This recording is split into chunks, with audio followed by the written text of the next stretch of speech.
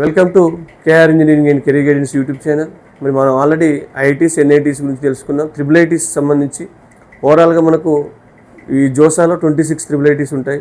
ఈ 26 ట్రిపుల్ ఐటీలో మనకు టాప్ ట్రిపుల్ ఐటీస్ అయిన హైదరాబాద్ కానీ, మనకు బెంగళూరు కానీ, ఢిల్లీ కానీ సెపరేట్గా రిక్రూట్ చేసుకుంటూ ఉన్నాయి. జోసాలో మాత్రం 26 ఉంటాయి. ఈ 26లో మనకు టాప్ ట్రిపుల్ ఐటీస్ కూడా ఆల్మోస్ట్ ఐఐటీస్తో ఈక్వల్గా ఉండే ట్రిపుల్ ఐటీస్ అయిన మనకు జబల్పూర్ కానీ, గ్వాలియర్ కానీ, అలహాబాద్ కానీ చాలా వరకు టాప్ మోస్ట్ ట్రిపుల్ ఐటీ ఉన్నాయి. కాబట్టి కాంచీపురం కానీ, పూణే కానీ, లక్నో కానీ, గౌహతి కానీ ఇట్లాంటి చాలా ట్రిపుల్ ఐటీస్ కూడా మనకు టాప్ పొజిషన్లో ఉన్నాయి. వాటిని కూడా మీరు అంటే ఈ టాప్ ట్రిపుల్ ఐటీస్లో సీట్ వచ్చినా మీరు టాప్ ఎన్ఐటీగా టాప్ ఐఐటీలో సీట్ వచ్చేటట్టుగా భావించవచ్చు.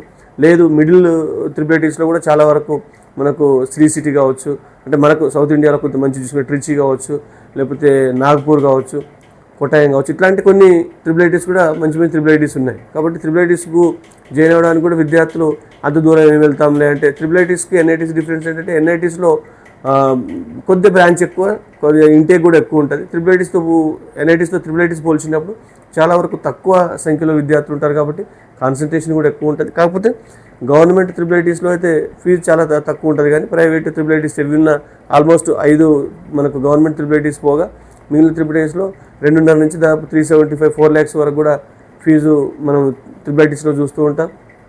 కాకపోతే జాతీయ స్థాయి విద్యా సంస్థలు కాబట్టి మన ఈ కామన్ ఇంజనీరింగ్ కాలేజీల కంటే మంచి పర్ఫార్మెన్స్ కలిగి ఉంటుంది. కాబట్టి ట్రిపుల్ ఐటీ కూడా మీరు ప్రిఫర్ చేయండి. ఎవరైతే దాదాపు 98 బిలో ఉన్నవాళ్ళు, 97, 98 ఆ రేంజ్లో ఉన్న వాళ్ళకు ట్రిపుల్ ఐటీస్ వచ్చే అవకాశాలు ఉన్నాయి.